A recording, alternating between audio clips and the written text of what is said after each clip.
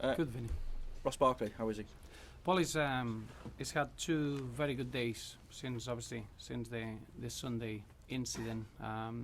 We're gonna assess him today. I hope that he can join the group between today and tomorrow. So at the moment we're very much positive that he should be available for the squad on Sunday. Just a few of the longer terms, Gibson and Koné. Well, Darren has been working really well, and I think is well ahead of what we expected. So I will be surprised if he doesn't join the group next week. So that's very good news. That doesn't mean that he's going to be involved on the pitch. I think it's a bit too early to say that. But if he's progressing in the manner that he's done in the last 2 to 3 months, I think we could see Darren playing before the end of the season. And for me, if he's involved with the team in training, I think that will be an incredible achievement, and that would allow us to work towards next season with a clear security that he can push himself from day one, which is important. But the way he's been showing signs of the knee being very strong, and the way he's been reacting into very tough individual work, I'm quite confident that he's going to be involved in one way or another with the team before the season ends. Koné? Aruna Koné is a bit different. I think is recovering well, but I don't think we're gonna see him this season. Obviously, it's been a major surgery. He's recovering really well, but I think it's more realistic to see Aruna back with the team in pre-season. Oviedo for the Brian World Cup? Oviedo he came back from Costa Rica. Now he's going to be with us until the end of the season. We've been working really closely with the Costa Rican Federation, and we're all very pleased with his progress. And I do feel that Brian has got a real good opportunity to join the group in the final week of the season, which is an incredible recovery time for someone that the injury is still very fresh in everyone's mind. So incredible work that he's done, and the way that he's been healing is a credit. Looking more and more likely for the World Cup then? Well, I think he's got a real good opportunity. I think it depends a little bit the role that they want him to have, but I'm sure that from a medical point of view he'll be available, which allows the manager to make a decision on that. But it's been great, because at the moment that the injury happened, I thought the World Cup was out of the question for Brian, and as it stands now, I think there is a chance, depending on the role, if there is any, from Costa Rica. You got time scale on Pienaar yet? No. I think with Stevie is obviously the cartilage. We had to repair it a little bit, and he's been progressing well, but it's going to take a little bit of time, and then is that period of the season that he's had a lot of games, and we need to make sure that he's fully fit before he gets on the pitch. So at the moment, we'll carry on treating him and see how that takes and develops. And is this the weekend where you're ready to reintroduce your captain to the starting lineup? Well, I feel we need to be very careful. I think it's an injury that we need to be very aware that we don't get a recurrence. And I still think that he's doing his individual program, and the medical department are not ready to allow him to join the group to be in the squad. So I think. I don't think he's going to be available for this week, and I think we need to play it very much safe with Phil. He's played a lot of football, and the concern is even though he's ready now to step up, that we need to be careful with introduction in games. What then would you say about John Stones' ability to play in a game and handle a game of such magnitude this weekend? I don't think there's any doubt. I thought when I saw John playing against the first time I saw John ready, he was in a friendly against Juventus in the tournament in the USA. I knew then that obviously he's still a 19 years old, that he's had very small experience of playing centre half, but from that point on we've been working very specifically in the concepts of that position. I think it's been incredible in the manner that he's taken everything on board. I think his performances, they've been exceptional, and we got good competition for the centre half spots. Obviously, Antolin Alcaraz is back fully fit and pushing for a position in the team. So I've been very pleased with John, but Sylvain Distin and Antolin Alcaraz is giving us a real good strength in those two positions while Phil Jagielka is out. But John Stones has been, in my eyes, is the modern centre half, someone that he can defend in 1v1 situations, someone that is very good in the air, someone that he can start the play, he's got the composure to get on the ball, is a phenomenal prospect. Already there's talk that he's caught the eye of the England manager. Have you had any conversations with Roy Hodgson about him? Well, we spoke in the summer, and obviously remember that John Stones has been in the system of the England setup for a while now. He's been highly regarded in the under-21s. He's had the captaincy, and for a young man to have the captaincy in the under-21s is because he's highly regarded. I think the performance against Fulham is just a reassurance of how well he's progressing. Is someone that is going to be very much a special centre half in our football club, and I'm sure that England will get the rewards from that. But he's still a very young man, and we need to allow him to develop, and we need to allow him to enjoy his football. But John is ready to be put on any situation, any game, and any occasion. So he's very much ready for whatever comes his way. Even a World Cup? Well, that's a bit too strong. We need to remember that young players with big potential, we need to allow to develop that potential. It's fair to say that this season he's played a lot of games. I think he's played already over 20 games in different competitions, and for a young man at the age of 19 as a centre half, which is always harder to break into the first team at an early age, is an incredible achievement. But we need to give him a bit breathing space and allow him to enjoy his football a bit more until we put the pressure of a World Cup called up. 60 points after 31 games, Everton's best ever total in the Premier League at this stage, surpassing the 57 that Everton had in 2007-2008. Do you go along with the view, though, that you've achieved nothing yet? Of course, yeah. I think what we've achieved is the opportunity to fight for mathematically for a top 4 finish, and that's an incredible, a remarkable achievement. Looking at just the stats that you've said, they're very much reflecting that every year is harder to break into the top 4.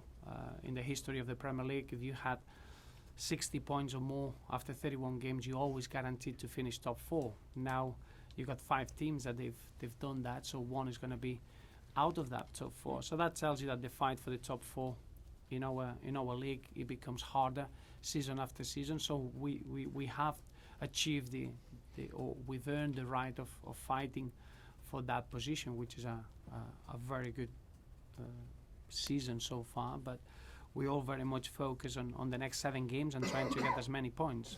Arsenal at the weekend is a great opportunity, is a great occasion, but in the same manner, winning that game doesn't guarantee you finishing top 4. The same manner, you lose the game, you're not out of the race. It's 21 points to fight for, and it's how many we can get out of those. It's as simple as that. But playing at home, we feel that the game that we played in the quarterfinals of the FA Cup left us a little bit with a sour taste, and we need to make sure that we use Sunday's game in our best way and use the effect of Goodison and perform as well as we can, because it's a significant game. So while it doesn't guarantee 4th spot, how big a bearing do you think this game will have on that race for 4th? Well, it could have a huge bearing, because internally it's nothing better than carry on a winning streak, carry on with that confidence that we've developed internally, and that allows you to go into the next 18 points with an incredible momentum. So from that point of view, it's very important. You're fighting with a direct rival that we admire and we respect, and they've been in this situation every single season. They found a way to perform well in the big games and get into those top 4 positions. If I'm not wrong, it's one of the best in terms of getting consecutively in the Champions League, one of the best teams in European football. So we're well aware of what we're facing on Sunday, but in the same manner is a very, very important game for us playing at home. We got 4 important home fixtures, and we need to start with Arsenal with a full approach of embracing the occasion and making sure that we enjoy our football. Do you feel that maybe there's more pressure on them, given some of the criticism that Arsene Wenger's faced at times? Well, I think they're used to it. I don't see that as something different or something that is going to affect their season. You're looking at the way that they've been able to cope with that sort of expectations, and over the seasons they always found a way. So I don't think that's going to have a bearing in the game at all. You're talking about experienced full internationals that they know how to handle those situations. I think it's two similar teams in terms of the way we play the game. It's going to be a really open game from a technical and tactical point of view. It's going to be an exciting encounter, and I just feel that the Goodison crowd could give us a real edge on that. But we'll try to be perfect because it's the only way that you can compete against Arsenal side. What impact do you see then fans having on teams that are going for Champions League football, teams that are going for titles, and teams that are battling against relegation? Well, it's always the case when you get into this final 10 games. In the final 10 games period, I think every single small percentage has a big significance and a big betting in the scoreline. The crowd always plays a big part. The anxiety of the crowd, the support of the crowd always affects in one way or another to the performance of the team. So it is very much the stretch of the season that everyone looks forward to, and those are the games that we all been working for 10 months to make sure that we can enjoy a very good performance. I do feel that internally we're ready for this, and it's just having a little bit of that extra bit of push that you get by having your crowd around you. So the home advantage can be very much vital on Sunday. A side issue, but Lukaku's agent says that he's spoken to Spurs, but he has more contact with Everton over Lukaku's future. How do you see it? Do you see these next 7 games as integral to where he goes in the summer, Lukaku? I'm sure. You need to understand that it's gonna be a lot of speculation and a lot of talk. Romelu, I think, has been performing extremely well. So then you're gonna get that sort of speculation when you get a player that has been on loan where there's a little bit of an uncertainty and he doesn't perform well or he doesn't reach certain levels. Then there's not much to talk. I think Romelu, for me, has been an incredible asset for us.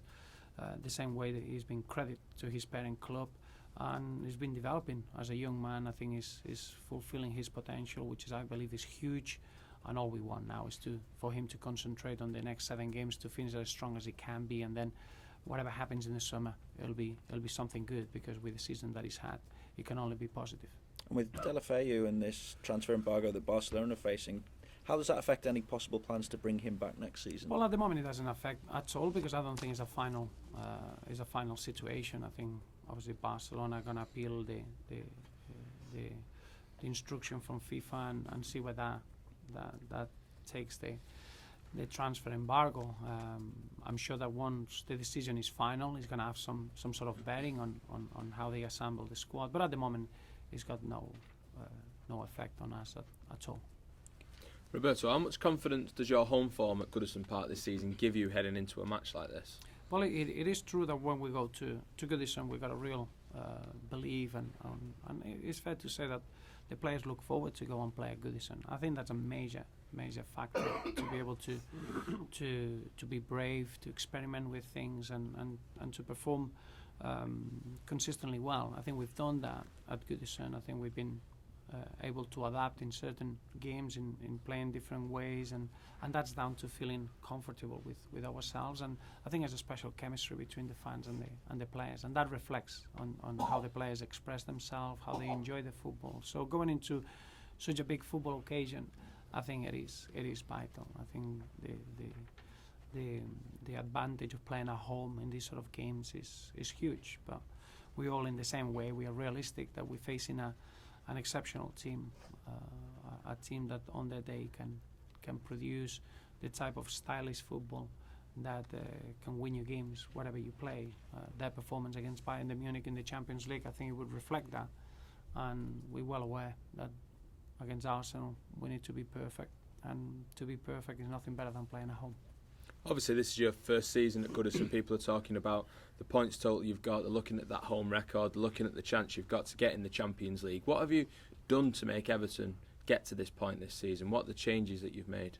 Well, I think it's a real competitive edge in our squad. I think it's fair to say that we got 16, 17 outfield players fighting for positions. That opens situations where when there is a player that he picks up a suspension or an injury, is viewed as an opportunity for someone else to come in and show what he can do, rather than being a real deflecting factor in our performances. I think that competitive edge has been a major part in our games, and I always believe that this group, we managed to keep the senior players, that they've been successful over the years, that they've got an incredible know-how, and then we've introduced a little bit of the unknown quantity with an immense talent of the young players, and that mixture has been working really, really well.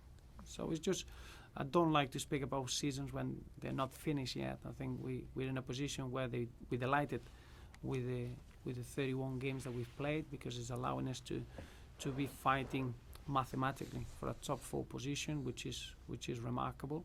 But in the league competition, you're as good as your last third of the competition, and clearly 21 points to fight for is a huge amount.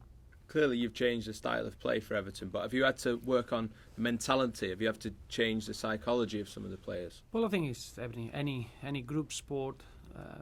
You rely on the mentality, on the character, on the psychology of the group, and I think that's been a real positive from the beginning. That goes down to the senior players more than anything. They are the ones that they set standards and they set direction, and we've been a very strong group from that point of view. We develop a real good winning mentality. I think the 2 disappointments that we had in the league against Chelsea and Spurs, they shaped us up to the team that we are now, and I think that's been very positive in being able to face adversity and learn from it. But this group of players, I always felt they got an incredible potential, and I just want to make sure that we finish the season as strong as we can be, because the group of players deserve that. Question from Belgium here. Is the qualification for the Champions League the key to keep Romelu Lukaku at the club? No, I don't think so. No, I think a lot has been said about that. I don't think it's that straightforward. I think the key is to have a football club that we keep improving, that we keep moving forward, and obviously that allows a player to see himself being able to develop and be instigated to fulfill his potential. I truly believe that Romelu's found that experience so far, very much exactly what he needed from a personal point of view, and I think the next 7 games are going to be very important to see where the next chapter is for Romelu. But it's not about getting into the Champions League or not. I think it's more the focus of the football club. We want to carry on growing. We want to be a football club that we look to get into the Champions League consistently, and I think that's very, very important for a young player that he wants to fulfill its potential. Christian Benteke's out for the World Cup, says he's our number 1 for Brazil. Will this inspire him more in the last games, or will he maybe contain himself? Well, I think Romelu is as mature as a mature young man as I've ever seen. So I don't think that's going to be playing in his mind. He's very much focused on trying to have a very strong ending of the season. I think his injury in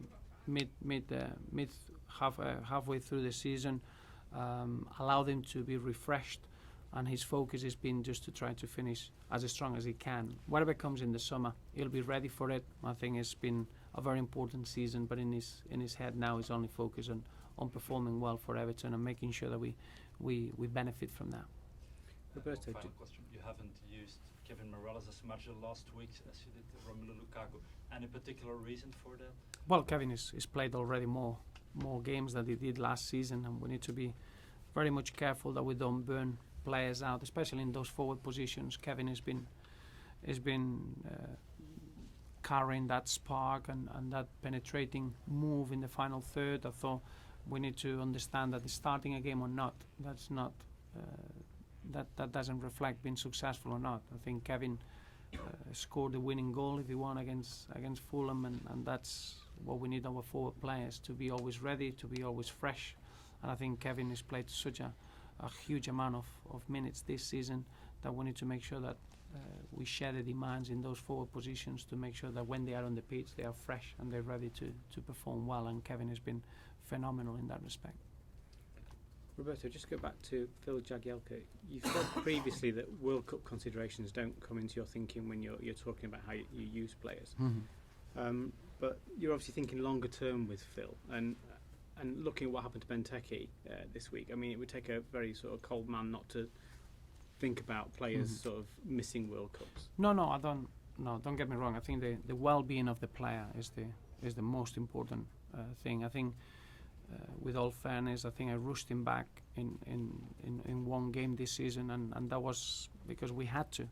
We had nobody else to be able to play, and we need to be careful. Sometimes you can do that because of the amount of games or the amount of minutes allows you to do. Is a controlled gamble. I think at this stage of the season it would be a fatal gamble to put Phil in a situation that is not fully match fit, and having to cope with a possible soft tissue injury. So it's not having the World Cup in mind. It's having in mind the amount of minutes that is played, and I want Phil to be 100% to be able to put him on the pitch, and that will help the team. It'll help him, and obviously this season, therefore, it'll be available for the summer. But it's not having the World Cup in mind. It's just having the well-being and just the healthy state of feeling in mind. Roberto, just wanted to mention as well the fact that Goodison is opening up for the Hillsborough Memorial. Is going to screen it as well. Just wanted to get your thoughts on that. Well, it's something that is such a significant moment. 25 years of that incident. We want to be, as you can imagine, the two teams in the city. We put the football rivalry on the side. This is such an important moment to show our support, and we want to be shoulder to shoulder with our neighbours, and make sure that we are supportive and respectful and as warm and as close as we can be in the city.